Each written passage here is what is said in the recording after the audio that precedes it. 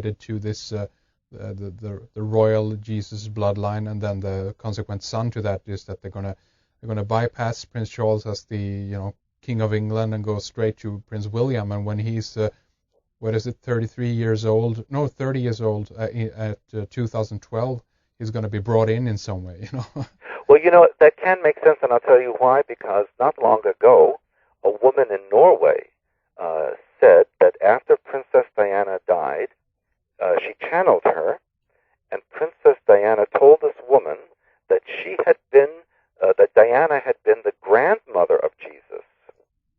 Okay. So in effect, it makes her even holier than Mary. She's above Mary. So yes, that could make sense then, because William would be then the son of Diana, who was the grandmother of Jesus. Right. So yes, it could make perfect sense. We'll just have to see how they try to sell this on us, eh? Well, I tell you, when they use this genetic testing, everything now is DNA. Of course, yeah. And so who can deny the matching of the DNA? Right. But of course, they can alter things. They take DNA from one body and they infuse it in a cell of another body, and then that cell replicates with the new DNA. So it's just whatever they present to the public, and the public doesn't understand how this is all done. And what is going to be important if any of this actually ever actually do happen is, of course, to ask yourself, what does it matter?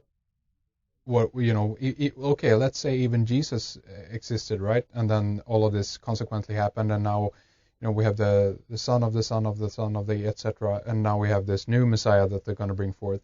But I mean, it doesn't really change our way of life. It doesn't change me personally in that sense. It's more like, because I personally at least am not interested in worshiping another deity or another human being or what have you. It doesn't change anything if you think about it. But there's the catch, and that is when this is implemented, like Bush says, either you're with me or you're against me. Right. If you don't worship him, why? What are you? A contra? Are you a demonic entity? Right. So yes, people who don't accept, they will be punished. It potentially could be another kind of religious purging and a religious war at that point. Like another Inquisition. Yes, absolutely.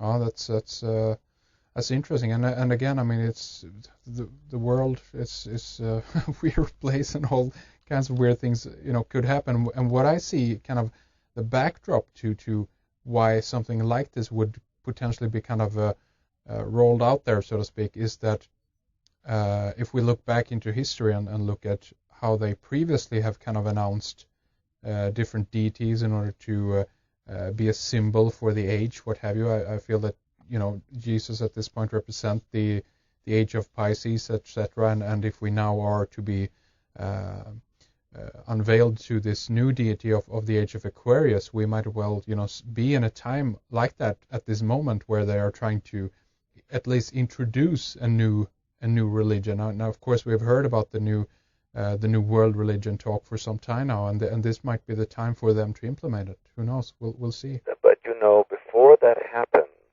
they will also create a staged alien invasion.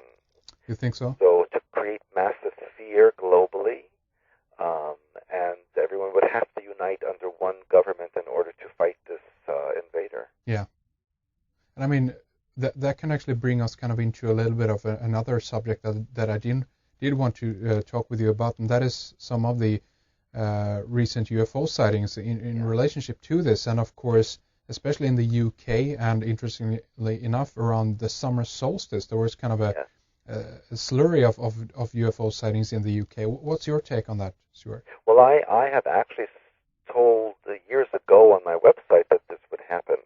I said, when the global conventional media starts to give serious stories about UFOs and space objects as being real, that's when the staged alien invasion is being prepared. And that's what we're seeing happen. Not only in Britain, where airline pilots are reporting huge UFOs hanging over the coast in broad daylight, but recently in a town in Northern Territories of Australia, the whole town was literally attacked by UFOs.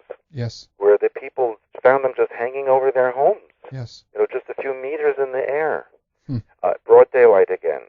And we have been seeing this globally, where official reports of UFOs are being now broadcast on the official news, and without ridicule. Years ago people made fun of them, and Yes. they're insane and all these things. Now not. Now it's taken officially as seriously. And that is interesting. That's why I like because that story that you mentioned, I remember linking up that on redascreations.com. UFOs invade NT Town. The headline says this is small territorial community in the outbacks, as it were. And just as you say, I think it's very interesting just because of the fact that there is, there's hundreds of reports, occurring, maybe not every day, but certainly every week. There's so many different reports all the time. MUFON, we have other organizations that are tracking this, of course, but then all of a sudden they kind of cherry pick a few ones and say, and as you say, Stewart, they don't ridicule it in the media. They just actually kind of report on it in a very decent, balanced manner to some degree at least. And that is interesting. Then a red light goes off, for me at least. Yeah, and and recently the former governor of Arizona said on the news publicly that yes, the big UFO that was seen over Phoenix in 1997 was extraterrestrial. Right. So if the governor says this, what Yeah. what will the public say? They'll say, well, it must it must be true. Right. Well, of course, and it's it feels to me that there is human elements obviously involved in this. But would you say that all the crafts that are being seen are human created? Do you think so? Yes,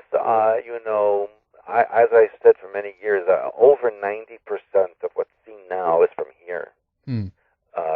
Yes, there are aliens out there. The universe is teeming.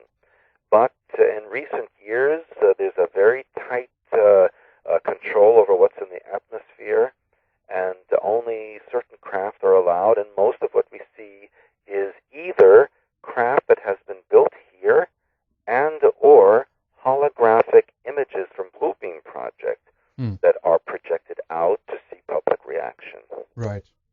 And we talked about Project Bluebeam before on this program, of course, but that's kind of the I don't know how that actually was released, but allegedly that's a leaked protocol in regarding to holographic technology in order to stage an alien invasion, basically.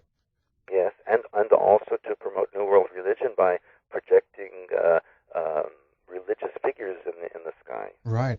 That's correct, and that's a bit of a kind of a tricky connection there. I mean, what would you think that they would plan to do? Would they, at the same time as they kind of unveil, UFOs, what have you, in relationship to that, they would, project images of who, Jesus or different deities around the world, depending on what religion they are at that area? What do you think? Yes, yes, but what's even more fascinating is just a few weeks ago, the Vatican released that article.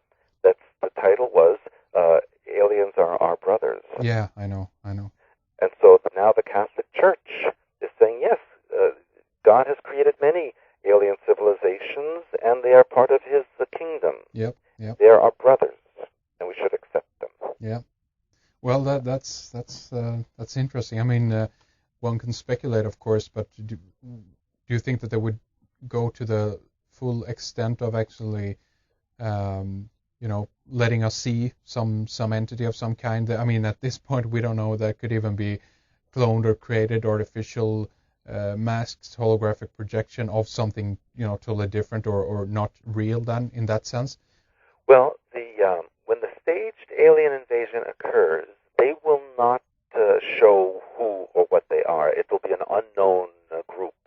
Ah. However, there will be another group that will be brought in that will be a savior race that will come to rescue us from this terrible attack, and that race will then be shown as the reptilian race. Really? And they will show genetically that we are part of them, and they are our ancestors, and that basically they created us, and like our masters. And that's when the second coming of Christ comes, and he proclaims everything his holy empire. And I mean, because that's an interesting theory that you mentioned there about intervention. We had Lloyd Pye on with us last time on the radio program. We talked about the fact that we might be, genetically engineered from another race. Do you see that that's a possibility at this point? Oh yeah, I knew Lloyd a long time ago. He's very very intelligent, has very good information. Yes. And yes, in my Blue Blood book, I write about how we are a synthesis of reptilian and human. That's why we have reptilian brainstem. That's why we have skin that wrinkles and peels. We have reptilian lymphatic system. We have percentage of reptilian in us. So these deities that you're talking about, what they're going to unveil potentially actually is true then? True. It's true, yes. However, the manner in which it's presented is not true. Right. See, it's a twist of the truth. Yeah. And that's very interesting. And we talked a little bit with Lloyd about that, of course, also. But it's like we have this schism within ourselves, as you mentioned. We have the org complex or the reptilian brain, and it feels like a lot of people are working on that level more than they are working on their human level in a way, and that can actually classify them to some degree as another species, if you will, if you follow me. Well, the reptilian brainstem is where much of the mind control and programming is centered. Yeah. Because it's instinctual and goes with immediate reactions rather than thought processes. So very often when they try to program someone, they will scar the reptilian brainstem so it will swell and contain more information. And this is another reason why people have so many back problems and neck problems, and why there is a conflict within each person between left and right hemisphere of the brain. It all goes back to the original mix of genetics between reptilian and human. And that's why it says in the Bible, let us make man in our image. It's plural. Right. It was a group effort, and if you look at how a human is developing in the womb, for the first few weeks, it's an androgynous reptilian. And then the mammalian characteristics and sexuality differentiation take hold. So it's following the sequence of genetics as they were entered. Right. That's interesting because, of course, mainstream science mentioned that this is a relation to our origins that has to do with the animal world, so to speak, that we come from that, and we can see the different stages of development of how the human being has developed, like a micro version, if you will, of our evolution then in a way. And that's also, of course, a very interesting theory. But what you mentioned there is that's also very interesting. It's so you're saying that we're kind of going through what we have inherently in us in relation to what mixes of species we are then, right? That's correct. Wow, interesting. And in regards to time frame, to what we talked about when potential staged UFO invasion or alien invasion is to begin, do you have an idea about that time frame? It's already in process.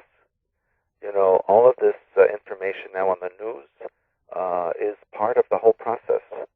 So we're already in stage 1. And this will have to pan out over many years, right? Or can this happen overnight? I think it can escalate rather quickly. And I've heard various information that even this year it could develop quickly. But certainly, my opinion is within the next 2 or 3 years, it will be quite known. My guess is that they will work, as they do on so many other occasions, they work very prominently on kind of key dates, the timing, and even the place of certain events are very of a big importance, I guess, right? That's very correct. They're very big on symbolism and numbers.